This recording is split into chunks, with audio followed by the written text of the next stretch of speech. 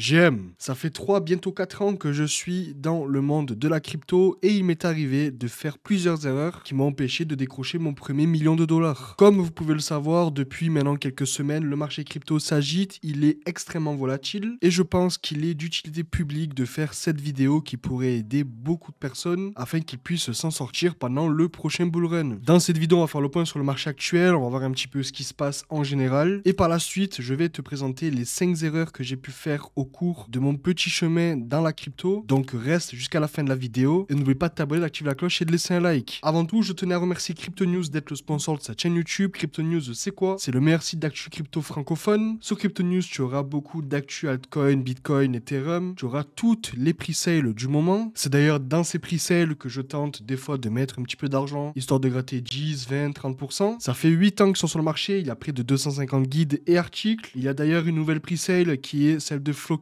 Je risque de faire une vidéo peut-être dans quelques jours, comme d'habitude, où je jette mon argent bêtement dessus. Tu as pas mal de guides, d'outils, de comparatifs d'exchange. Bref, si tu veux devenir un collab dans le monde de la crypto, tu as le lien de Crypto News en description et en commentaire épinglé. En weekly, le marché crypto est plutôt moche. Pourquoi? Parce qu'on a eu un dump suite aux événements qu'il y a eu dans le monde. Alors, je vais pas dire les noms parce que j'ai pas envie de me faire shadowban, mais vous savez très bien de quoi je parle. Mais malgré ça, on a 3 cryptos qui performent. On a le FTT, la crypto-monnaie de FTX, qui a pris 62%. Pourquoi? Parce qu'il me semble qu'ils sont en train de rembourser les anciens clients. On a HEX qui a pris 53% et PulseX, alors je ne sais pas du tout ce que c'est cette crypto, 40%. Sinon, on a Popcat qui a pris 9%, Aptos 10% et FTN Fast Token qui a pris 9%. En monthly, on n'a pas besoin de se plaindre, le marché est plutôt vert. On a Popcat qui a pris 78%, Popcat qui est un de mes plus gros bags. On a Injective qui a pris 30%, Tao 117%, c'est incroyable. On a HEX qui a pris 370%, SUI qui a pris 121%. Pourquoi? Parce qu'on a la DeFi qui est en train de s'exciter sur cette blockchain. On a WorldCoin 20%, SEI 56%, Wormhole qui a pris 65% cette semaine. On a Bonk qui, comme tous les autres mêmes coins, est en train aussi de performer 29%. Shiba Inu, PP aussi pareil, WIF 51%. Et en daily, si on se met en daily, on a pas mal de cryptos aujourd'hui qui ont pas mal performé. Aerodrome qui a pris 20%, Tao qui a encore pris 14%, Render 10%, PP 6%, WIF 10%. Bref, le marché crypto en général se porte plutôt pas mal, mais faites attention avec tous les événements actuels, c'est assez risqué, donc investissez seulement l'argent que vous pouvez vous permettre de perdre. Pendant ce temps-là, on a le Bitcoin qui continue à être dans son bullish flag comme on peut le voir ici, donc on a eu la hausse, dedans on compresse un petit peu,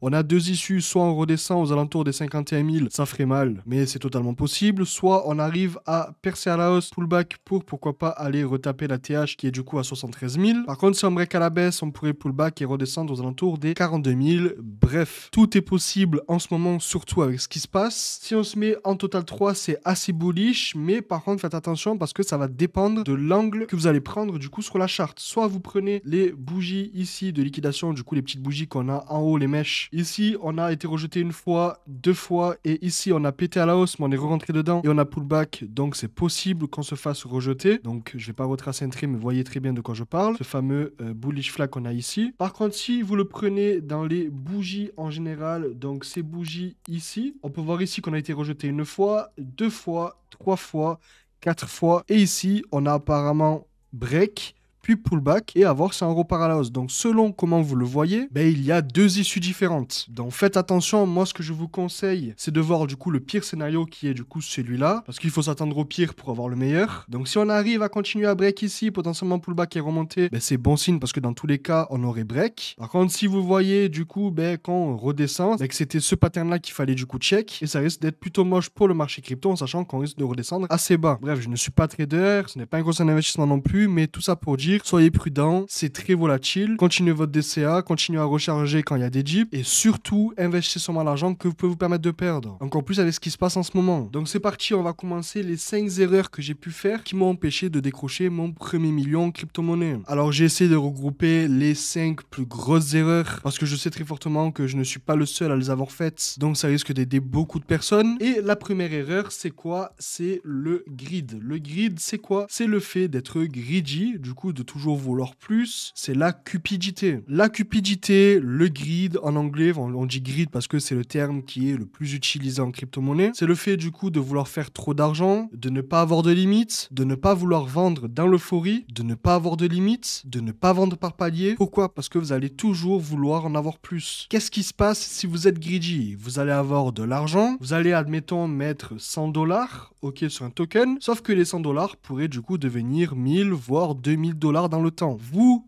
Cupide, ou même moi, Cupide en général, qu'est-ce que je vais faire? Je vais garder ces 1000, 2000, parce que je me dis, j'en ai fait 1000, j'en ai fait 2000, je vais pouvoir en faire 3, 4, 5, et c'est ici où ça devient dangereux, parce que vous allez cracher sur un profit qui est non réalisé, qui pourrait devenir réalisé, et il faut savoir qu'en crypto-monnaie, rien ne monte à l'infini, c'est-à-dire que sur une charte, vous allez investir, ça va monter, admettons vous allez investir ici, vous aurez pu vendre ici, ou même ici, ça reste du profit, vous allez vouloir garder, mais qu'est-ce qui va se passer? Les gens vont prendre leur profit, il va avoir à plusieurs reprises des petits pumps parce que la communauté va vouloir reprendre le dessus sur la charte. Sauf qu'on a les personnes qui ont fait beaucoup plus de profit que vous, ils vont continuer à vendre et la charte risque de se casser la gueule. Et vous aurez pu vendre du coup ici 1000, 2000 et au final vous allez en vendre 800, 900, vous allez être en perte. Donc la cupidité en crypto-monnaie c'est vraiment mauvais. C'est pour ça que je vous conseille de mettre votre cupidité de côté en crypto-monnaie parce qu'un profit reste un profit, 10, 20, 30% reste 10, 20, 30%. Pour les personnes qui investissent en crypto-monnaie, si vous investissez 1000 $,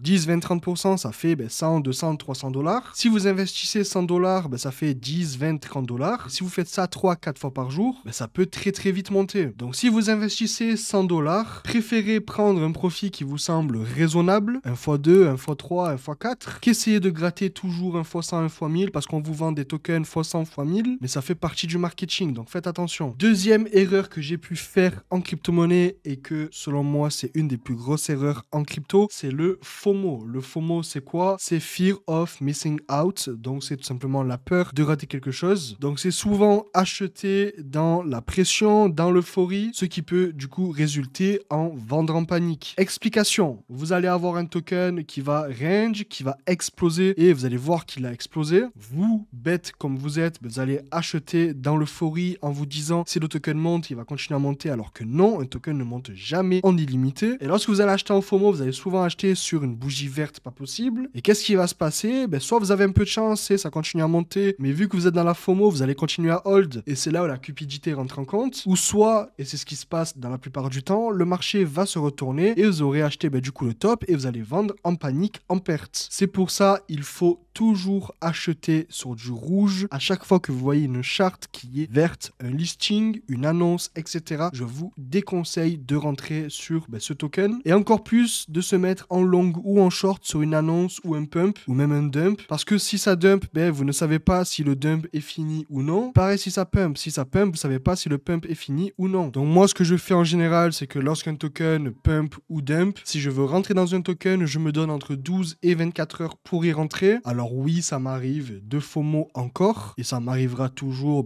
c'est la crypto, c'est comme ça que ça marche, mais ça fait partie de la psychologie humaine. Vous allez avoir tout simplement cette euphorie là qui va vous dire je vais rentrer dans un token parce que ça va péter et je risque de faire beaucoup d'argent, sauf que dans la plupart du temps malheureusement le marché se retourne. Donc voilà, je vous conseille de, lorsque vous êtes en FOMO, d'attendre entre 12 et 24 heures et vous verrez que dans la plupart du temps vous aviez bien fait d'attendre. Troisième erreur que j'ai pu faire en crypto qui m'a beaucoup coûté d'argent, c'est rentrer dans des tokens CTO/copypasta. Ok, alors quand on va dire CTO, copypasta. CTO, ce sont des community takeover. Donc, c'est des projets qui sont morts et qui sont repris par la communauté.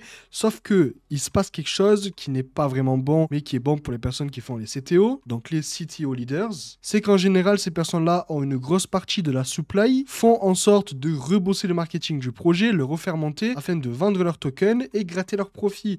Donc, en soi, toutes les personnes qui vont rentrer dans le projet vont être en quelque sorte l'exit liquidity de la personne. Donc lorsqu'il y a un CTO, je vous déconseille d'y rentrer parce que CTO égale holder qui a un gros pourcentage de la supply. Pour les copypasta, admettons, vous avez un token qui s'appelle, disons, le Doge, ok, et vous allez avoir un token qui va se créer, qui va s'appeler Mini Doge. Ces tokens-là sont faits simplement pour surfer sur la vague et sont très rarement des projets qui sont long terme et souvent des projets où en soi, la team veut simplement utiliser la hype afin de surfer sur la vague et gratter c'est de la liquidité. Donc en général, les CTO et les copypasta sont tous les deux des scams malheureusement. Alors en général, ok, donc faites attention. Lorsque vous voyez CTO ou que vous voyez par exemple un token et puis hop, directement il y a un token qui se crée avec mini, inu, super, ce type de choses avant le nom, c'est souvent mauvais signe, faites attention. J'ai perdu beaucoup d'argent en rentrant dans des CTO en pensant que le projet va revenir à la TH, alors que dans la plupart du temps, lorsqu'il y a une bougie verte, une bougie rouge parce que la team va vendre. Quatrième erreur que j'ai pu faire en crypto, et cela m'a coûté beaucoup d'argent, c'est ne pas gérer ma bankroll. Ma bankroll, c'est quoi? C'est en soi l'argent que je vais allouer pour mes memcoins, etc.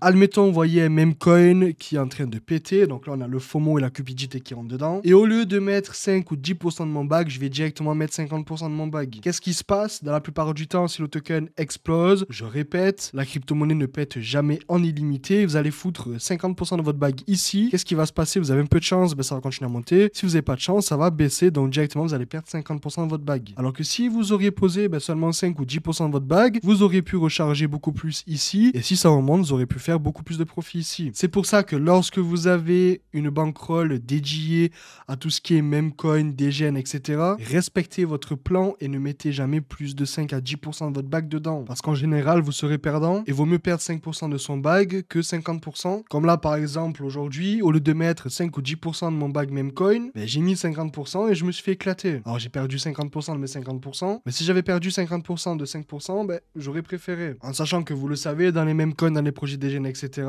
il se peut que les projets rug, qui dit rug dit une perte sèche, vaut mieux perdre sèchement en 5 que 50%. Donc, respectez votre bankroll et faites attention à combien d'argent vous mettez dans les projets. Et dernière erreur, alors celle-là, c'est la plus grosse erreur, littéralement, c'est vraiment la plus grosse erreur et je pense que c'est l'erreur que je regrette le plus en crypto-monnaie, c'est de ne pas avoir laissé de moonbag. Alors, le moonbag, c'est quoi? Alors, on va faire un sac, hop. Alors, disons une crypto-monnaie explose, la plupart des gens vont vendre la totalité de leur bag. Pourquoi? Parce qu'elles vont vouloir prendre la totalité de leur profit, sauf que c'est la pire des choses à faire. Pourquoi? Parce que si le token continue à monter par la suite, vous n'avez plus aucune position dedans. Moi, pour ma part, j'ai fait x2 sur Ordi, j'ai fait x2 avec 6000 $. Et si j'avais gardé, du coup, 1000 tokens, j'en avais 10 000. Si j'avais gardé 1000 tokens jusqu'à la TH, j'aurais fait 100 000 $. Alors, pratiquement, c'était 90 000 $. C'est pour ça que si vous vendez une crypto-monnaie en profit, gardez toujours 20 à 30% de votre bag dedans. Et de préférence, vendez votre mise initiale et gardez le reste dedans. Pourquoi? Parce qu'il vaut mieux vendre 50% ici en x2, donc vendre votre mise initiale, que le token parte à la baisse, vous vous en foutez. Pourquoi? Parce que vous avez retiré votre mise initiale, donc vous avez rien gagné, rien perdu. À la limite, vous vendez 60%, comme ça vous avez gagné 10%, ok? Mais il vous reste toujours 40% de votre bag dedans. Donc si le token continue à monter, vous êtes gagnant et vous allez pouvoir retirer encore plus d'argent. Il y a des tokens qui font encore x10, x100 dans le temps. Imaginez si vous avez mis du coup 100 $,